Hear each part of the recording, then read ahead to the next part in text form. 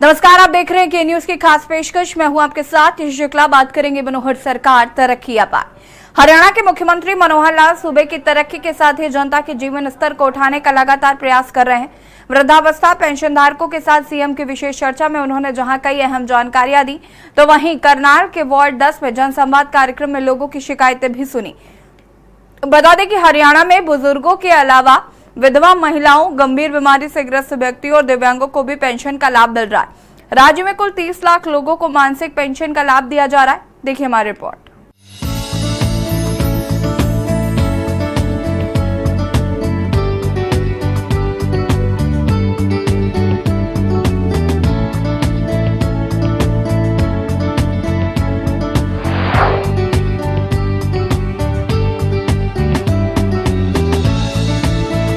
वृद्धावस्था पेंशन धारकों के साथ सीएम की विशेष चर्चा। 1,40,000 वृद्धों की स्वतः शुरू हुई। मई 2022 में वृद्धावस्था सम्मान भत्ते को परिवार पहचान पत्र से जोड़ा गया। 18,52,085 बुजुर्गों को मिल रही पेंशन। प्रतिमाह प्रदान की जा रही है लगभग 506 करोड़ 50 लाख राशि। विधवा महिलाओं, गंभीर बीमारी से ग्रस्त व्यक्तियों और दिव्यांगों को भी मिल रहा है पेंशन लाभ। कुल 30 लाख लोगों को मासिक पेंशन का लाभ। हरियाणा के मुख्यमंत्री मनोहर लाल सभी वर्गों की भलाई के काम कर रहे हैं। वृद्धावस्था पेंशन धारकों के साथ विशेष चर्चा में उन्होंने बताया कि मई 2022 में सरकार ने वृद्धावस्था सम्मान भत्ते को परिवार पहचान पत्र से जोड़ा और तब से अब तक लगभग 1,40,000 वृद्धों का भत्ता ऑटोमेटिकली शुरू किया जा चुका है। इस समय प्रदेश में 18,52,085 बुजुर्गों को लगभग 506 करोड़ 50 लाख रुपए की राशि प्रति माह प्रदान की जा रही है।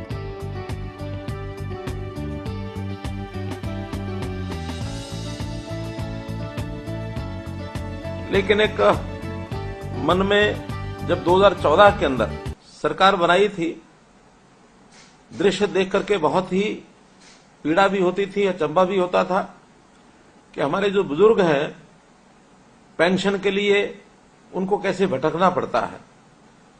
दरखास्त लिखवाते हैं, फिर किसी दफ्तर जाते हैं, उनकी फाइल, उनका दस्तावेज तैयार होता है, महीनों महीने घूमते रहते हैं, लेकिन उनको पेंशन बनकर नहीं देती थी। व्यवस्था बड़ी जटिल थी। कभी सरपंच के पीछे भागना पड़ता था, कभी किसी पटवारी और तहसीलदार के पीछे, कभी एसडीएम के पीछे, कभी चौकीदार के पीछे, और आखिर में बाबू भी उनको खूब घुमाते थे और पेंशन है कि बन के नहीं देती थी। लेकिन मुझे खुशी है कि चाहे 9 साल के बाद आज हम इस व्यवस्था को ठीक कर पाए हैं कि अब आपको कहीं नहीं जाना पड़ेगा। 60 साल की आयु होते ही घर बैठे आपको पेंशन मिलेगी। और ये काम हमने पिछले साल शुरू किया था। 1 लाख से ज्यादा लोगों की पेंशन इस प्रकार से बन गई है। अब ऐसे सब लोग, चाहे पहले वाले पेंशनधारी हैं, चाहे नए पेंशन वाले हैं, इस समय तक तो 2,750 रुपया महीना आपके बैंक खाते में जाता है। मैं आपको बधाई देता हूं कि मैंने ये घोषणा की है कि जनवरी के महीने से आप ये 2,750 को बदले 3,000 रुपया महीना प्राप्त करेंगे। मुख्यमंत्री मनोहर लाल सीएम की विशेष चर्चा कार्यक्रम के तहत ऑडियो कॉन्फ्रेंसिंग के माध्यम से ऑटोमेटिक ढंग से वृद्धावस्था सम्मान भत्ता पाने वाले लाभार्थियों से सीधा संवाद कर रहे थे। सीएम मनोहर लाल ने बताया कि वृद्धावस्था पेंशन के अलावा सरकार विधवा महिलाओं, गंभीर बीमारी से ग्रस्त व्यक्तियों और दिव्यांग व्यक्तियों को भी पेंशन का लाभ दे रही है। वहीं अब सरकार ने विधुर को भी 40 साल की आयु के बाद और 45 वर्ष से 60 वर्ष आयु वाले अविवाहित पुरुषों के लिए मासिक पेंशन की शुरुआत की है। इस प्रकार से राज्य में कुल 30 लाख लोगों को मासिक पेंशन का लाभ दिया जा रहा है।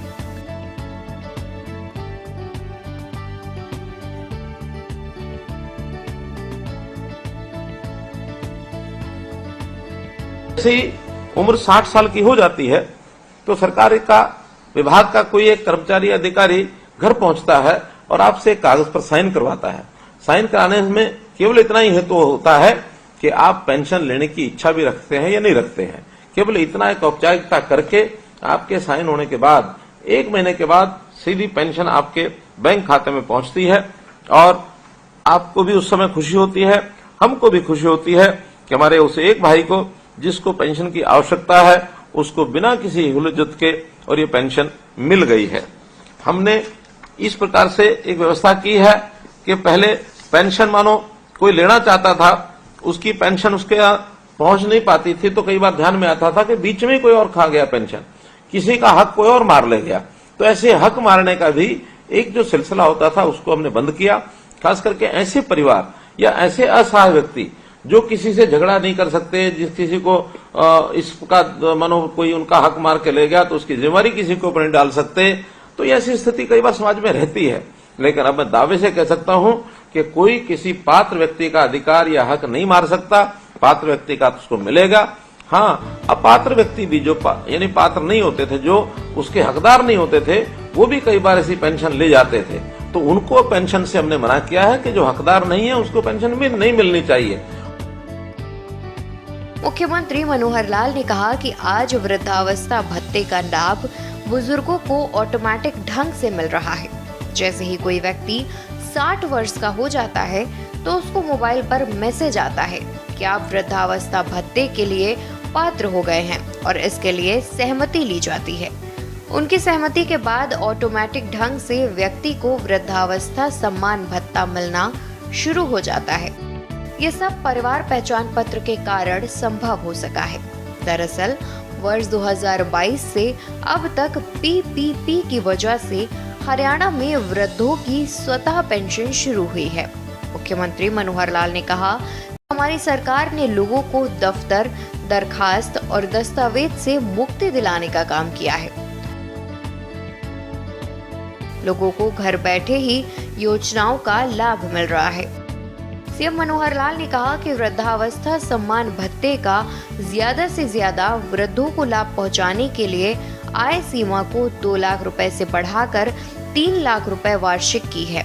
वर्ष 2014 में लाभार्थियों को 1000 रुपए मासिक पेंशन मिलती थी। हमारी सरकार ने हर साल इस सम्मान भत्ता की राशि में वृद्धि करते हुए 2750 रुपए मासिक किया और अब आगामी 1 जनवरी 2024 से ये राशि बढ़कर 3000 रुपए हो जाएगी। इस प्रकार 2024 से एक बड़ा हिस्सा पेंशन सुविधाओं के लिए खर्च होगा।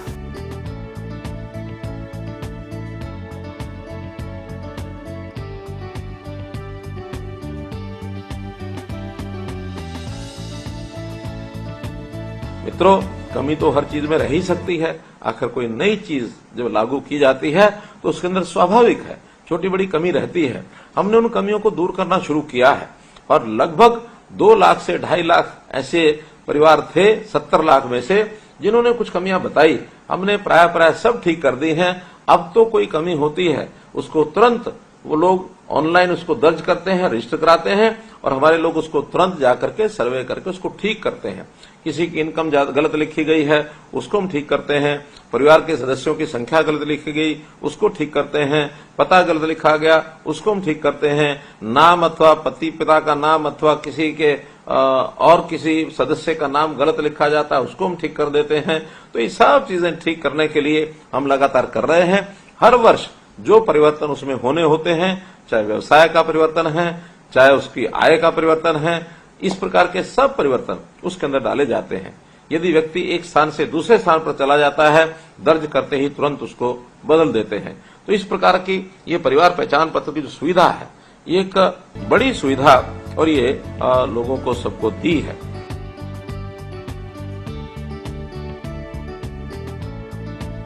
बुजुर्गों की देखभाल के लिए प्रहरी योजना।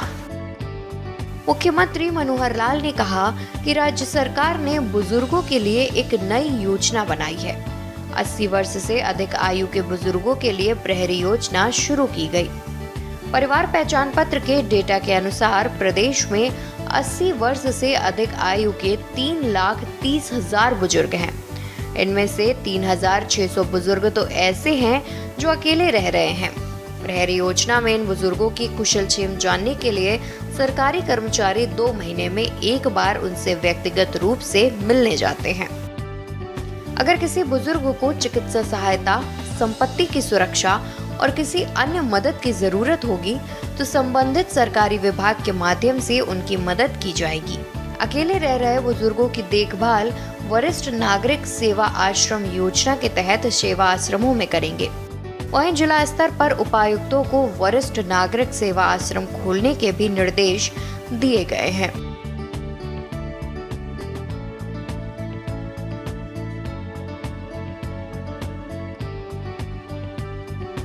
करनाल के वार्ड 10 में जनसंवाद कार्यक्रम। वहीं मुख्यमंत्री मनोहर लाल ने रविवार को करनाल के वार्ड 10 पहुंचकर जनसंवाद कार्यक्रम के तहत आम जनता की शिकायतें सुनी। मुख्यमंत्री ने कहा कि सरकार ने पर्ची खर्ची को खत्म कर मिशन मेरिट अपनाते हुए प्रदेश के युवाओं को नौकरी दी है।